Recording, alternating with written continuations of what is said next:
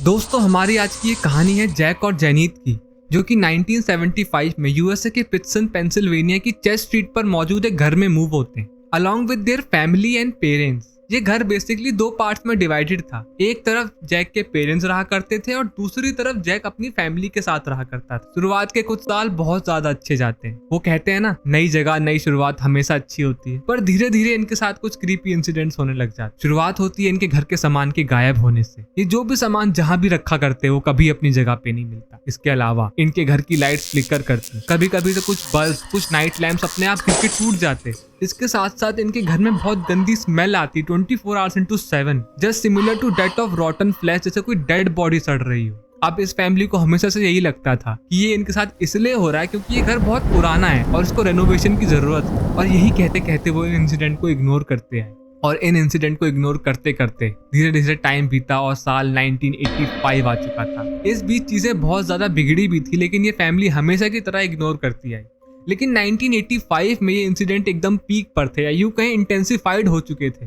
अब इनके घर में बहुत ज्यादा डरावनी विस्परिंग साउंड आती, नॉकिंग साउंड आती, फर्नीचर अपने आप मूव करता। और एक रोज तो जैक की बेटी सीढ़ियों से उतरते टाइम फिसल कर गिर जाती, और जब उससे पूछा जाता है कि तुम कैसे गिरी, तो बताती है कि मैं सीढ़ियों से उतर रही थी और तभी मुझे अचानक से ऐसा लगा किसी ने मुझे बहुत बुरी तरह धक्का दिया, और जब मेरी नजर एक सेकंड के लिए पीछे मुड़ी तो मैंने देखा कि एक बहुत ही ज्यादा डरावना काला साया मेरे पीछे खड़ा है। इसके साथ साथ हद तो तब हो गई दोस्तों, जब एक रोज जैक और जेनिथ का पेट डॉग अपने आप हवा में उड़ता है और दीवार में जाके लगता है, ऐसा लगता है जैसे किसी ने उसे बहुत बुरी तरह फेंक कर मारा हो। इसके साथ साथ जैक और जेनिथ ने यह भी क्लेम करा कि उन्हें लगता था कि कोई नेगेटिव एंटिटी, कोई इनविजिबल एंटिटी है जो उनके साथ सेक्सुअली असॉल्ट करने की कोशिश कर रही है। अब इन सब चीजों को देखते हुए पूरी फैमिली समझ चुकी थी कि ये जो भी हो रहा है ये नॉर्मल तो नहीं है। अब वो बहुत से प्रीस्ट को कांटेक्ट करती है अपनी इस प्रॉब्लम्स के सॉल्यूशंस के लिए, पर अनफॉर्चुनेटली कोई भी प्रीस्ट इनकी इन प्रॉब्लम का सॉल्यूशन नहीं दे पाता है। अब धीरे धीरे ये खबर भी इनके एरिया में फैलने लग जाती है।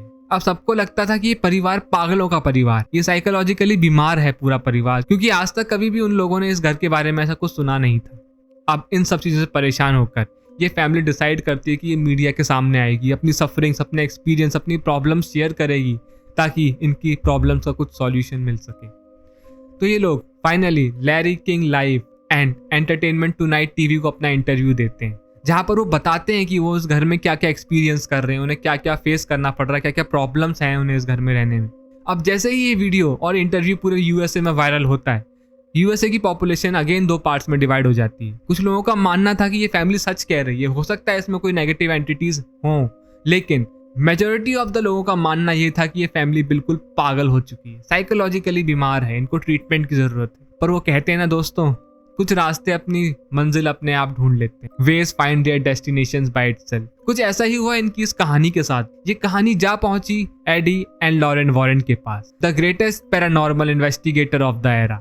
वो इस केस में फाइनली 1986 में इन होते हैं और इनके घर में पहली बार कदम रखते हैं। पर वो अकेले नहीं आते, वो लेके आते हैं psychic specialist nurse along with a photographer, ताकि वो जो भी यहाँ पर एक्सपीरियंस करें उनका एविडेंस ले सकें और इसके साथ साथ ये भी कंफर्म कर सकें कि ये फैमिली साइकोलॉजिकल तौर पर तो बीमार नहीं है जैसा कि लोग कहते थे। और जब उनको ये कंफर्म हो गया था कि ये फैमिली साइकोलॉजिकल तौर पर बीमार नहीं है बल्कि यहाँ पे सच में कुछ हो सकता है, तो वो अपनी इन्वेस्टिगेशन शुरू करते हैं, पूरे घर को चेक करते हैं और उन्हें इन्वेस्टिगेशन में कुछ ऐसा मिलता है जो उन्होंने भी नहीं सोचा था। क्योंकि इस घर में कोई एक एंटिटी नहीं थी जो इस पूरे घर को हॉन्ट कर रही थी, बल्कि यहाँ पर तो चार चार एंटिटीज मौजूद थी मित्र। पहली एंटिटी एक बुजुर्ग महिला की आत्मा थी जो कि ज्यादा हार्मफुल नहीं थी, but second entity was a soul of a younger girl जो कि बहुत ज्यादा एंग्री थी। इसके अलावा तीसरी एंटिटी थी इसी घर में एक मिडिल एज बुजुर्ग इंसान की जो कि इसी घर में मारा गया था।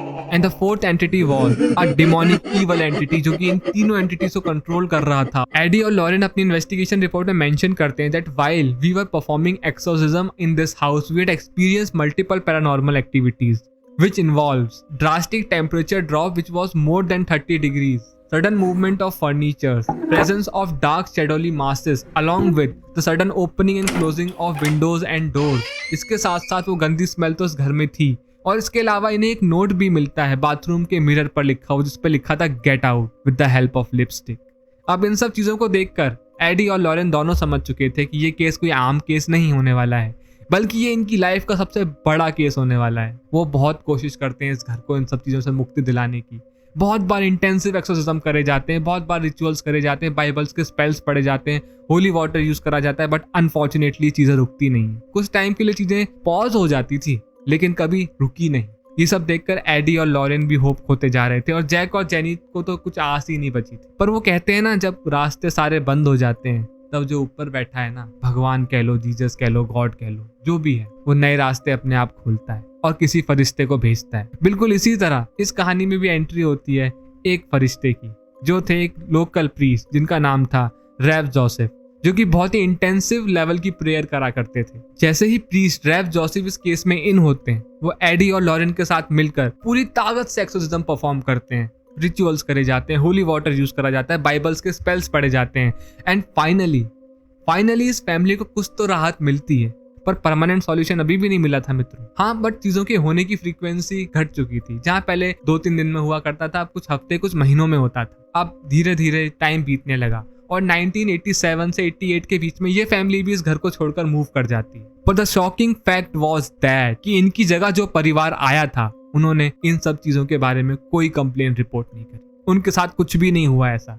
पर इसका मतलब क्या कि जैक और जेनीत के साथ ही वो सारी एंटिटीज मूव कर गई, या फिर इस घर में कुछ था ही नहीं, ये फैमिली सच में साइकोलॉजिकल तौर पर बीमार थी, या फिर पैरानॉर्मल इन्वेस्टिगेटर्स एडी लॉरेन और प्रीस्ट रेव जोसेफ के मिलकर करे हुए एक्सोर्सिज्म से ये एंटिटीज हमेशा के लिए इस घर को छोड़कर जा चुकी थी। क्या लगता है आपको? अपने ओपिनियन कमेंट सेक्शन में छोड़कर जाइएगा। वीडियो पसंद आए तो लाइक शेयर सब्सक्राइब करिएगा दोस्तों। मिलते हैं किसी नई वीडियो में।